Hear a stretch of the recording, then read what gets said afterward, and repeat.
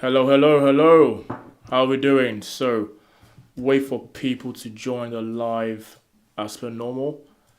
In the meantime, I'm trying to sort out my Streamlabs desktop. Hopefully, people join soon. But yeah, straight out from work, well, right after work, my goal is to try and stream at least twice a week.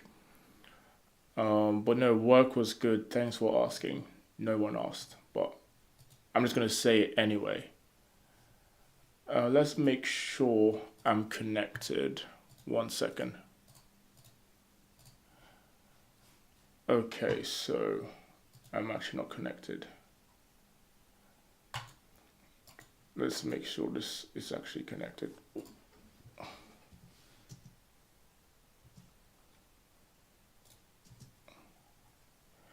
This is on you. Okay. Okay, so audio is working fine. Still no viewers. We're gonna wait for 5 minutes before we kick off, even without viewers, because I have some interesting topics to go over. Literally, this one I saw in the news today, so I think it'll be good for people to kind of learn ish. Obviously, never financial advice, but again, I think you can always learn from what I have to say. So, one person watching, which I think it's me. So, what time is it? It's 8:12. I realize I actually need to find a time where viewers are actually online to make this work. But again, every Wednesday, 8 p.m. or between 8 and 8:30, I will be going live. And it's 8:30 just because tomorrow I'm not going to the gym, so I can stay up a bit later. Because that just works for me. So wait for someone else to join. Just one person. Come on, guys. To be fair, I should have put on Instagram that I'm going live, but I decided not to, or I just forgot to. So we'll wait a bit. And what time is it now? 8:13. One more minute, and then we'll just start talking. But I don't know. I'm an Arsenal fan, so the game yesterday was so shit. Like, if you watch the game, we didn't play well, but the fact that we scored at the last minute, honestly, just made me so happy. And the fact that it was Havertz that scored was literally like not a slap in the face, but I mean, can you really complain if you're an Arsenal fan? So, let's see. My desk is a bit dirty as well. I have so much stuff on my desk. Thing is, you don't realize when you're streaming, you have so much tech stuff. Not that you have to buy, but you need a way to kind of monitor your stream, monitor the chat, and also look at what you're doing. Okay, stream has started. Let's kick off. Hopefully, this works. So now you should be able to see my screen, and also I'm sharing the screen. And the first news I want to talk about is actually I need to move a bit more this way. No, that way. Okay, let's go that way. Yeah, that's better. The first news I want to talk about is this Santander 2% mortgage. So obviously, when you want to buy a house, you can either buy a house with cash outright, so the house costs 500k, and you pay 500k to get the house with cash outright, which almost no one does in the UK except you're filthy rich. Or you can pay for the house with some cash, a deposit, and a mortgage.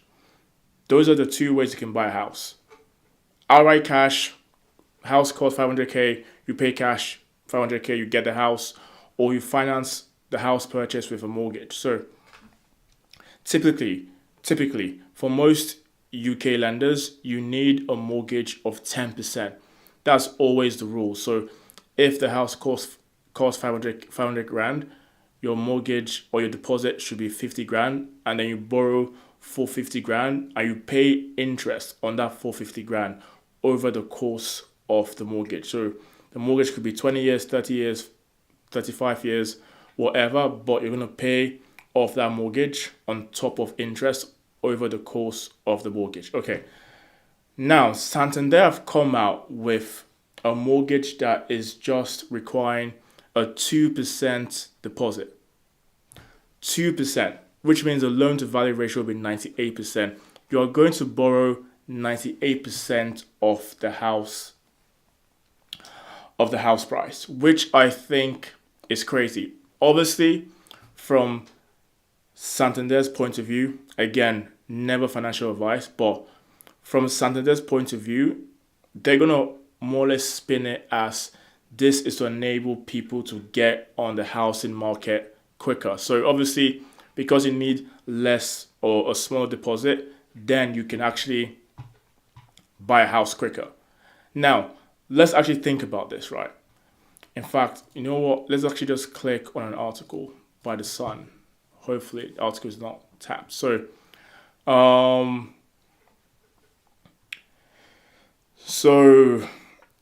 the kind of criteria for the house is the house has to be a new build. The house has to also be maximum.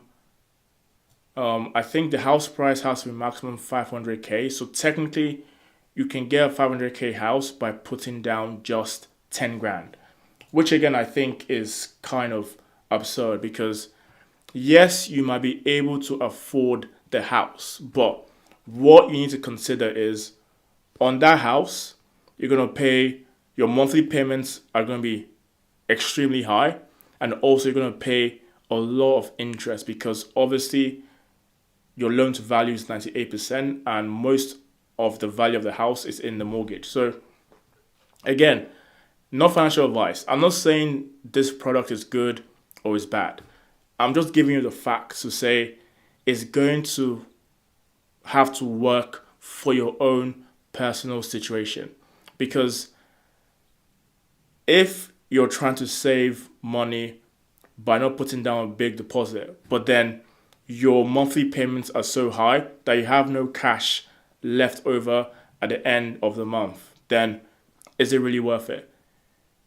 Or are you just trying to live in a house and say you own a house, but then you can't afford to actually furnish the house or do anything else? With the house buying process, there's a lot of cost involved. Obviously, I bought a house, when was it? May, June last year. You have to pay stamp duty, which is a percentage of the house price. You need to pay moving costs, furniture costs, bills, council. The list doesn't stop. So I would almost say I don't know who this product is for, because if you're really trying to put that less of a deposit, I would argue that you're better off just waiting until you actually put more down and get the house. Now, again, no financial advice. If the product works for you, then I don't see a reason not to do it. 4 people watching, like the video, let's go. Also, let's get the chat active. Where you guys watching from? What are your names? And yeah, let's interact in the chat because, again, I hate talking about finance after working in finance literally the whole day, and I'm going to do some more work in Excel right after. But I just found this on the news and I thought it would actually be a good topic to bring up. And I'm actually going to find more information about it. So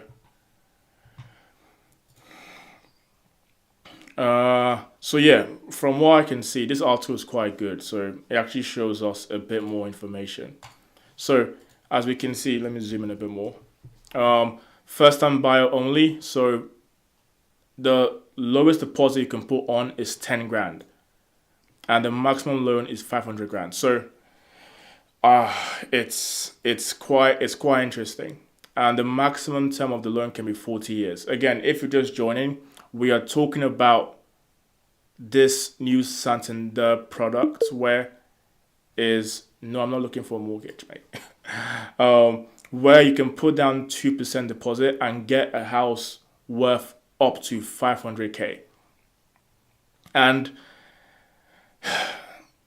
again, funny enough, no flats or new builds in Northern Ireland. But again, if you do this, right, you go and put 2% down and get a flat in London, the service charge alone will make you rethink your decision. So don't rush to be a homeowner. It's not magic. Like, once you become a homeowner, nothing magical happens. Like, like, I promise you, you don't suddenly become like some top G or top dog. Like, nothing happens, right? I would always say I could probably make the argument that owning a house or buying a house with a mortgage versus renting, I could probably make the argument and say financially, it actually is probably better, all things being equal, to rent than to buy a house. I could make the argument financially, probably. But again, not all financial decisions have to be to maximize your finances, right? As long as you're aware that you've been making a finance decision that is not really the most optimal one, but you're fine with that, I think it's not an issue. But yeah, guys, not much else to talk about with this one. I just saw that, thought it'd be interesting. Let's get the chat going, because where are you guys watching from? 6 people watching, I think. It's taking me forever to type.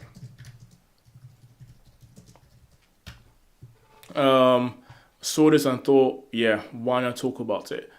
Also, on this channel before, I used to do a lot of reaction content. Obviously, I do a lot of like finance reaction content. I haven't done that in a long time. So my plan for the rest of this live stream is to react to some finance content and content in general I found on TikTok that I thought, or I saved a long time ago. Hopefully actually quite useful and not really boring. But the first one, let me know if you can actually hear what's being played out, because I have no idea if this can be heard. So let me know straight away if you can actually hear what's being played. I'm not sure. Also, where did the chat go? Let's see.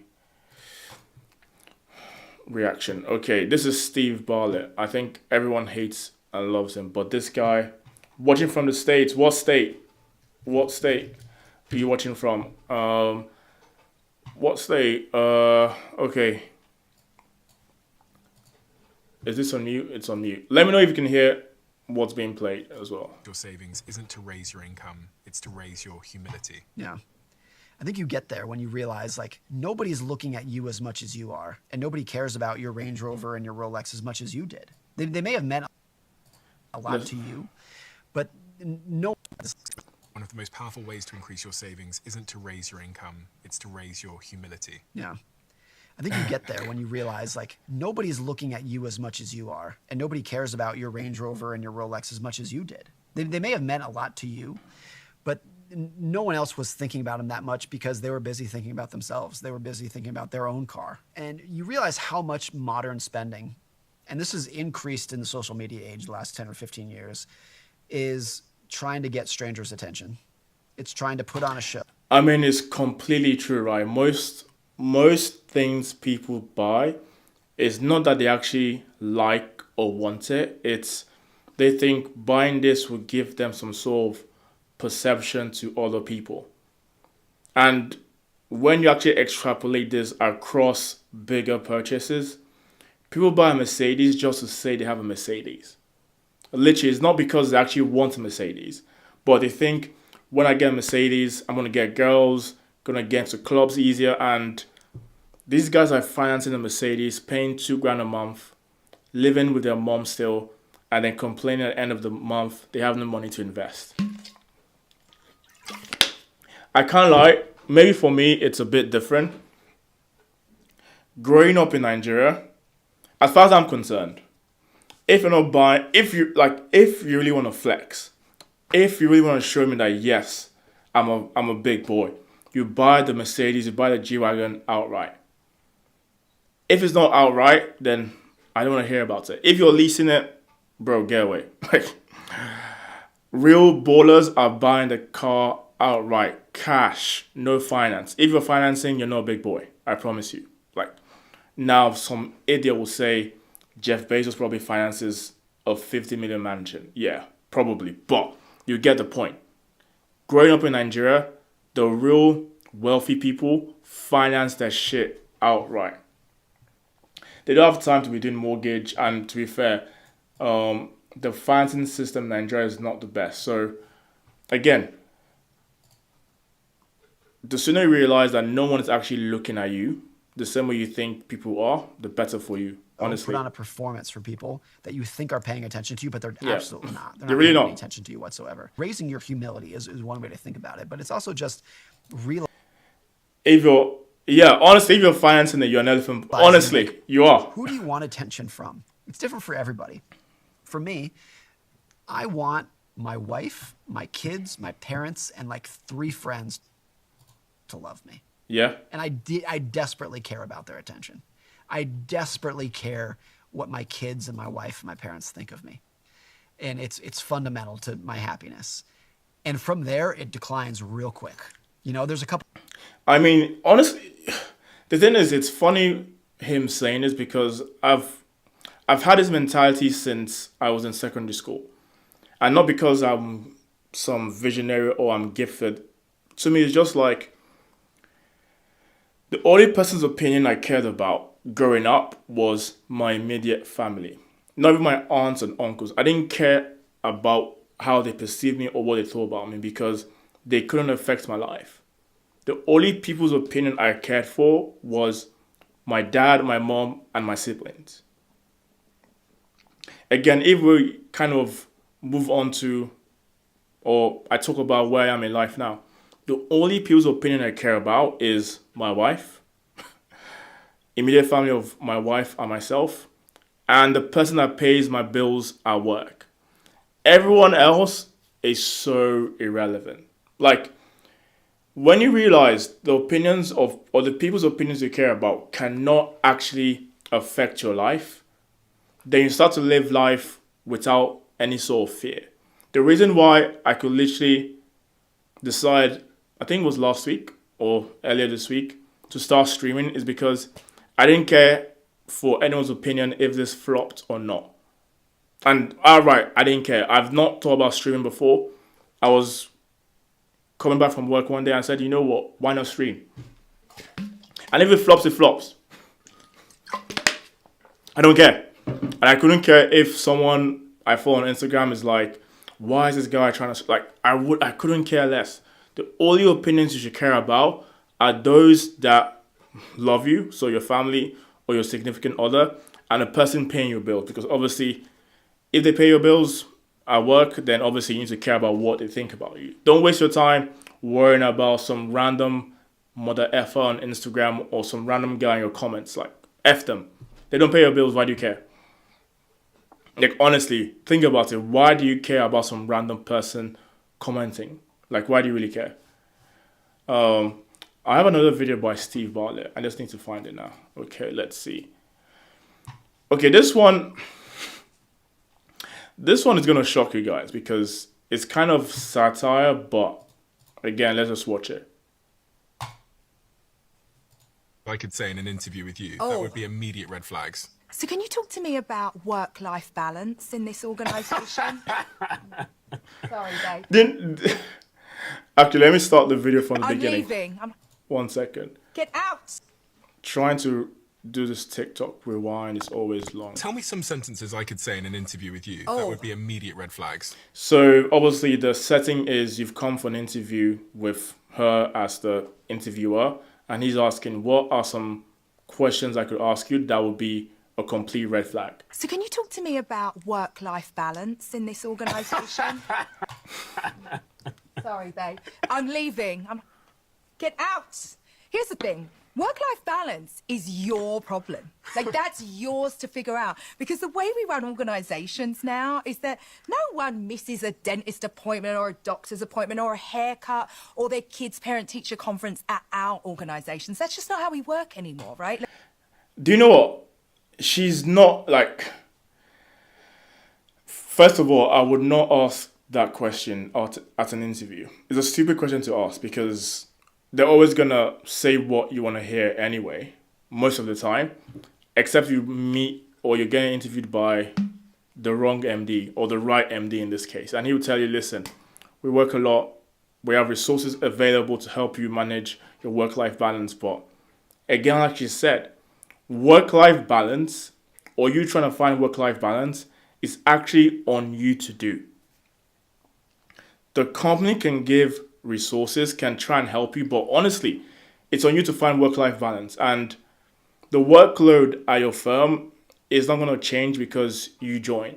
The workload in your day-to-day job is not going to change because of whatever. The workload is a workload. Now you have to decide, based on the free time you have, is that balance enough? Because again, honestly, if I was interviewing someone and they asked me this question, Dev's red flag. I agree with her. You come in, you have set hours, but you know, there's flexibility within your working life. It's not like, oh my goodness, such and such is not at their desk. That's just not how we work anymore. So when somebody talks to me about their work-life balance in an interview process, I'm like, something is wrong with you.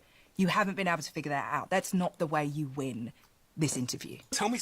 Honestly, it's not a question to ask someone. Like, honestly, if you ask that question, you're probably tapped. And obviously, I do interview preps for people. It's not even a question I will don't ask that question. Because at the end of the day, right, if they think you're thinking about work-life balance, straight away they're like, okay, this guy's probably not going to work hard. At the end of the day, they're trying to find people that can work hard. Like, obviously, you have the subject matter expertise, and also you can work effing hard. Yo, Shawnee, what's good? What's good? Welcome to the stream. 10 people watching. Let's have some likes, man. Come on. Let's have some likes on this shit. Because I need to eat dinner soon, so won't be that long. Okay, let's go to the next video. This one, okay, to be fair, like the whole stream's about Diary of a CEO, but that was not my intention. So let's find a different video. And this will be the last one, and then we can wrap up. Tomorrow's stream, actually, I'm going to have a guest on. My friend Matt is going to be on. So, again, Matt is more or less the Asian jacked finance bro. He's Asian and he's jacked. I don't know what country he's from, so I don't want to say the wrong thing. But he's... Ooh, I don't want to get in trouble. Is it East Asia? Where's that? Yes, he's East Asian. And, yeah, he's going to be on tomorrow. Hopefully we can make it work. But, question, okay.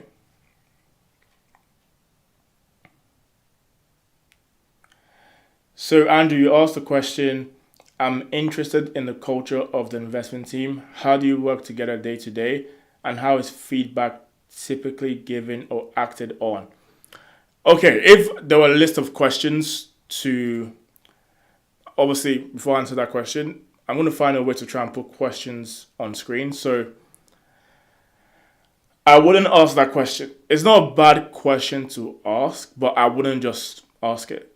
I wouldn't do it because probably or most likely in finance, like, the culture of an investing team is to get work done. Now, they can't tell you that verbatim in the interview. So you don't want to put the interviewer in a position where, not that they have to lie, but they kind of have to, in a way, not tell you the truth like straight up. So I wouldn't ask the question. In an interview, honestly, this is like interview tips 101. How to get a job.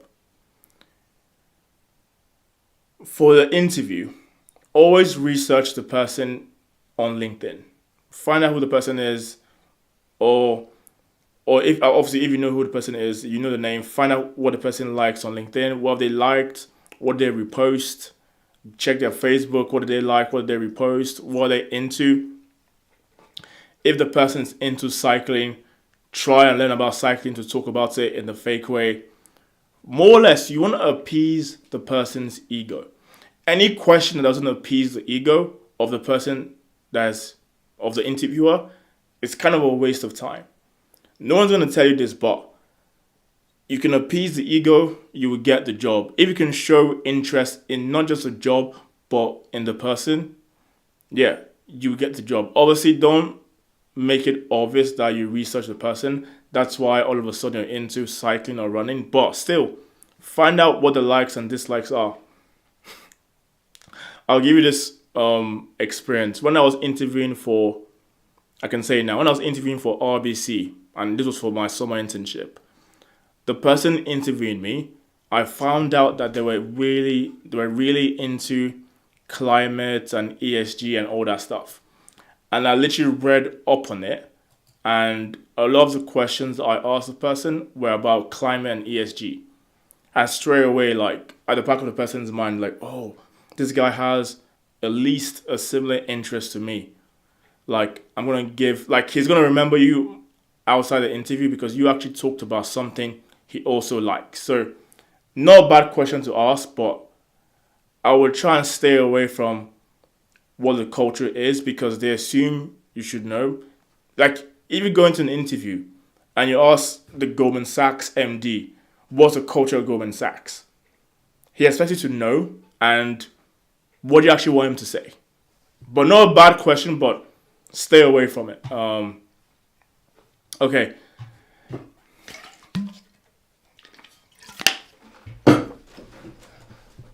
Last video, and this one is, I don't say it's funny, but let's try and make this work. Okay. Reaction. Okay. Slowly, surely, I'm getting the hang of this Streamlab, whatever. Again, before we go on to this video, I strongly believe that I think once you're past university, you can more or less learn anything you put your mind to. Let's take away like physics and all that crazy stuff, like video editing, streaming, stuff like this. Like, I learned how to do all this stuff literally in a couple of hours. So, again, there's no hindrance stopping you from getting shit done. Let's watch the video. Who do you think should be paid more, a nurse or a lawyer? Lawyer. A lawyer or a software engineer? Ooh, lawyer. A lawyer or a bricklayer? Lawyer. A lawyer or a salesman? Is he a lawyer? Lawyer. A lawyer or a teacher? Lawyer. Do you think anyone should be paid more than a lawyer? Footballers. Who do you think should be Obviously, this guy's probably trolling, and he's probably a lawyer. But again, the interesting question, obviously, a lot of professions, or not a lot of professions, nurses typically strike, or healthcare professionals typically strike in the UK. And they strike because they want more pay. But I've always found it not funny because obviously they want more pay. But obviously how much or your salary in your profession is a function of how people value what you're doing. And actually, if I move it away from medicine in general, if you're doing a job and you're getting paid a lot less, it's because society doesn't see any value in that job or doesn't see as much value as in other jobs, right? And it's just the straight of it. Wait, actually, I have one more video. One more video. 98% of people who drink water die. What about the other 2%? I think, Dying. obviously, this guy is more or less trolling We've been Steven lied to Bartlett's about intros. exercise. How? It's bad for you. Sorry, what do you actually do? Asking the big questions? Yes, hard to talk about this. That is when I had to sell my yacht. Okay. We gave 3 mice intermittent. I think you get the point. He's more or less trolling Steve Bartlett's intros, and I know recently a lot of people don't actually like.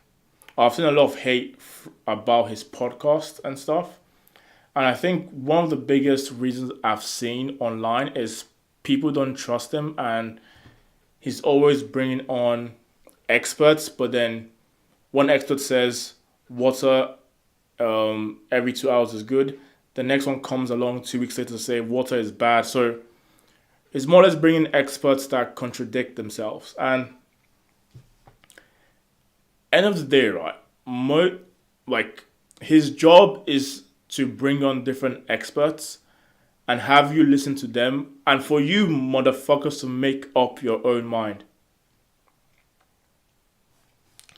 I love Billions, mate. I haven't watched the latest episode. I kind of stopped.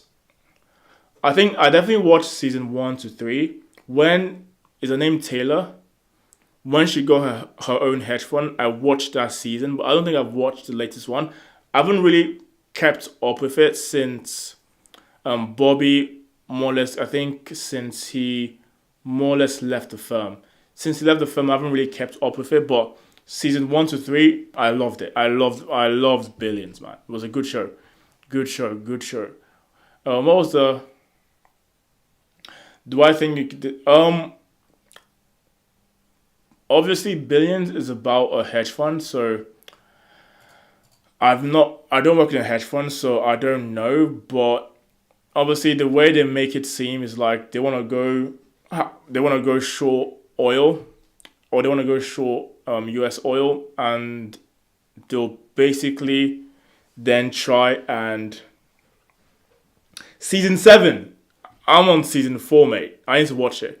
Obviously, Billions make it seem like, okay, they're a hedge fund, they want to go short a specific instrument, and they can more or less affect that instrument in real life. So if they want to go short this, like, I don't know, chip making country, then Bobby will fly to Vietnam and actually, yeah, I'm a bit confused. I'm not sure how to explain it, but it's more or less like there's a hedge fund going short, and then they try and actually not manipulate the market, but they kind of do it in a certain way, or they like blackmail a CEO or whatever. So I like the show. Obviously, it's a bit over exaggerated, if you ask me, but it's a good show. I watched the first 3 seasons like religiously, but since Bobby left the firm, I haven't just. Plus, I've not had time to really watch a lot of TV shows. So, well, I'll definitely go back to watching it. But again, what time is it? It's 8:42. I need to eat because I'm hungry, and I have a lot of work to still get done. So thank everyone that tuned in. Again, tomorrow my friend and Matt and I will be on stream, and that will be all the live streams for this week. And the next week I'll probably only stream Wednesday and Thursday. No Monday stream. It'll be Wednesday, Thursday, twice a week. I'm still going to upload normal YouTube videos. I've recorded quite a lot of content over the Christmas period. Like, obviously, the wedding vlogs are coming out, like, every week. I'm currently editing the actual wedding day vlog, so it's going to take me a bit of time just because I want it to be, like, really good. But, again, thanks for watching. Please like the video. Like, actually drop a like. Drop a comment in the video once the video ends. You just put like W stream in the actual comments once the stream ends, and I'll see you